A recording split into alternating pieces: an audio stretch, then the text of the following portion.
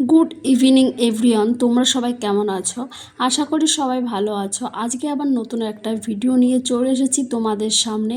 আজকে আমি চলে গেছিলাম আমাদের পটলের জমি। তোমরা জানোই আমি পটলের জমিতে সকালবেলা যাই।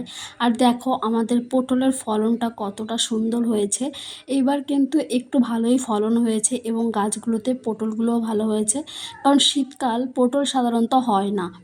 শীতের সময় কোনো ফুল ফোটে না, এই চৈত্র মাস থেকে বা ফাল্গুন মাস থেকে কিন্তু ফুলগুলো হয়, সেই পটলগুলোই হয়। তাই দেখতে পাচ্ছ পটলটা এখনও সেইভাবে বড় হয়ে যায়নি, ছোট ছোট পটলগুলোই রয়েছে। এগুলো কিন্তু এক সপ্তাহ পর আবার ছিঁড়া হবে এবং এগুলো বাজারে বিক্রি করা হবে। দেখো কত পটল হয়েছে। এগুলো কিন্তু আমাদের জমিতেই হয়েছে এবং জমির পুরো 1 বিঘা জমি জুড়ে কিন্তু আমাদের এই পটলের চাষ আছে এবং এই পটলগুলো কিন্তু আমরা সব বাজারেই বিক্রি করে থাকি।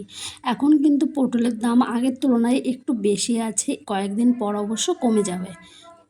আর পটলের জমির পাশেই কয়েকটা বেগুন গাছ লাগানো আছে নিজেদের খাবারের জন্য। এগুলো কিন্তু আর বিক্রি করা হয় না। কিন্তু দেখো বেগুন গাছগুলো কতটা খারাপ হয়ে গেছে, কারণ এই বেগুন গাছে কিন্তু অনেক বেগুন হয়েছিল, কিন্তু এখন সব বেগুনগুলো সব নষ্ট হয়ে গেছে, গাছগুলো পুরোটাই নষ্ট হয়ে গেছে দেখো। আর আজকে বিকালবেলা কিন্তু